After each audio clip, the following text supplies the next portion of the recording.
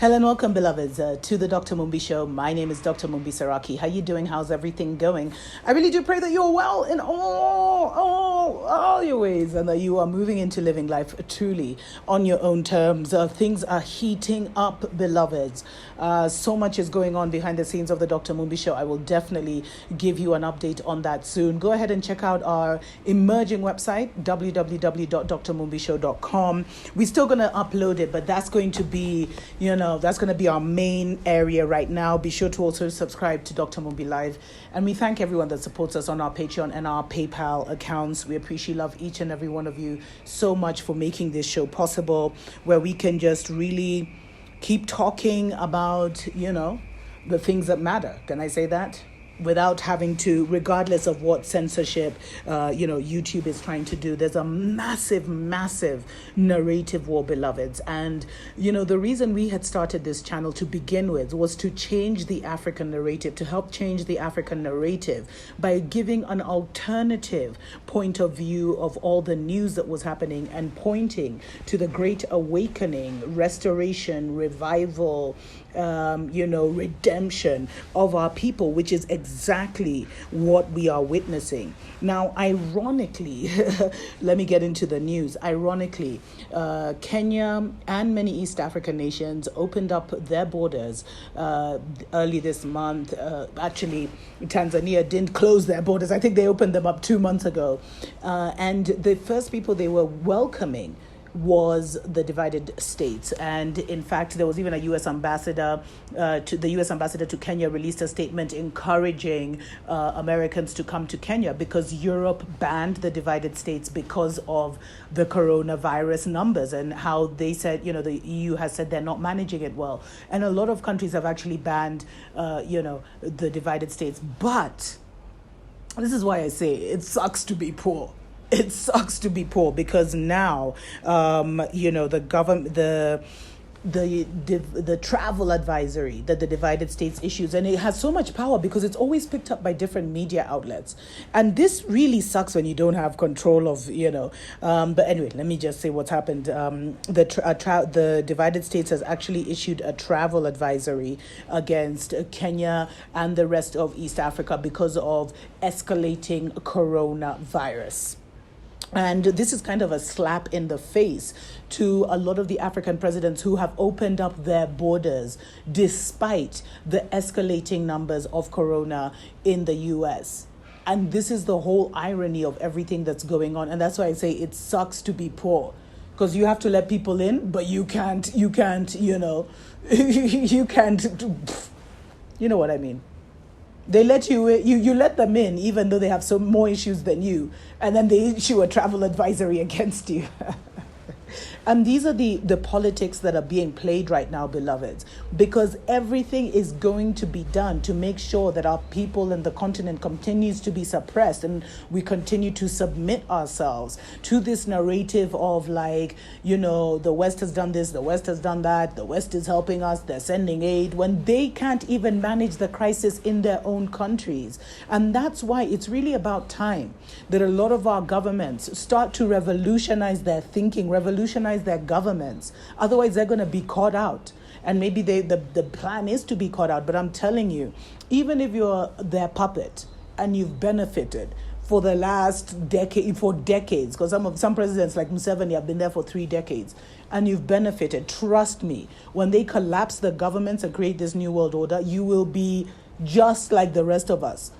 I know some of you won't get it, but, it's not coming back. A lot of African nations are having issues with, governments stealing the emergency funds for corona. So what does that even say about the pandemic? But these things, the charity and those things, that matrix is collapsing. And our governments have to be strong enough to recognize that matrix is collapsing so that they're not the last ones who figure it out. Because now they opened up because of money, Kenya and other countries opened up their borders to the divided states, and then divided states turned around and smacked them on the face and said, you know what? Actually, that's not going to happen. And you know what?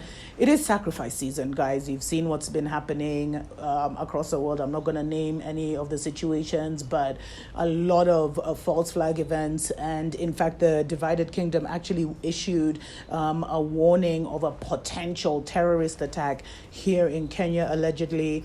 And so, you know, it's not business as usual. Everything is being orchestrated. The world is a stage, and we are pawns in it unless we awaken ourselves, become self-sufficient, and go live life, you know, in the wilderness until this whole thing blows over. Anyway, let me know what you think about this whole situation. Until next time, tuko pamoja.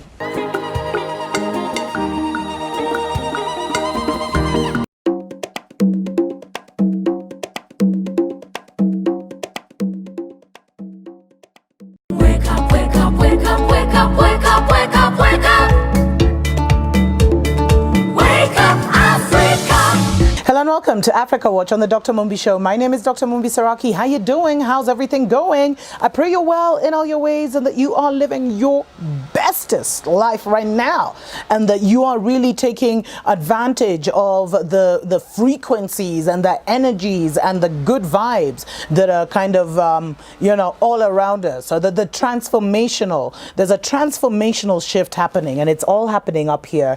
Don't miss this train, please, my family. Don't miss this train. Do whatever you need to awaken yourself, to inform yourself, to you know, expand your thinking as much as possible. Don't be afraid to expand your mind. But anyway, this is not a preaching session because, you know, we have to recognize what time it is. And I was very, very surprised when a couple of days ago the United States actually issued a travel advisory against Tanzania. Can you imagine? What?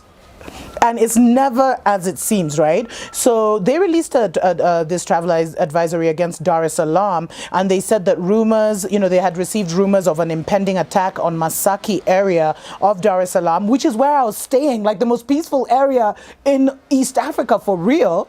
Or they said, you know, and they mentioned like Slipway Shopping Center on Masasari Peninsula. I'm not Masasani Peninsula. Sorry, guys. My writing is, you know, I'm left-handed, so it's a bit whatever. And they said that, you know, they expected, you know, they warned their citizens to be extra vigilant and extra alert. And this statement was actually released on their embassy website, but it was picked up by you know, a lot of different newspapers in the region, and it was actually trending in top 5, like Tanzania unsafe, what's happening here in Kenya. And you know, this is the recklessness of, you know, of global economic warfare, that countries have been building their soft power for years so that they could be in such positions at such a time as this. And seriously, it's almost similar to what's happening with Venezuela and Maduro, is that now, you see, the US, you know, they can't be trusted. And I really ultimately feel sorry for the US, you know, for the US citizens, because they're the ones that are used like blind sheep, like sheeple, by their governments. And what happens is that whenever you see the US issue, or even the UK issuing a travel advisory against any African nation, I am telling you, either they're planning it, because they never, how come they're always the ones to first know? I mean, how much intelligence do they have in our nations? That should worry us a lot. But it should tell you that either that nation has done something that is in disagreement with the powers that be, or with the corporations of that nation. And that's exactly what happened in Dar es Salaam. Because can you imagine, Dar es Salaam has been peaceful. There's been no attack since, I think, the US embassy bombings that happened in the late 90s. There was a US embassy bombing, twin attacks that happened in the late 1990s in Kenya and Tanzania. I hope I said 1990s, but anyway, because I'm kind of emotional right now. So the US embassy in Tanzania actually released a statement that says, you know, the embassy has no substantiating evidence of the threat or information on the timing, but nonetheless, we want to warn our citizens. And, you know, while I was there, by the way, Dar es Salaam is a city of like it's a city of about 6 million people, right? And it's run by a gentleman called Paul Makonda, who is 33 years old. And I'm telling you, this young man, I met him briefly while I was in Dar es Salaam. He is making moves.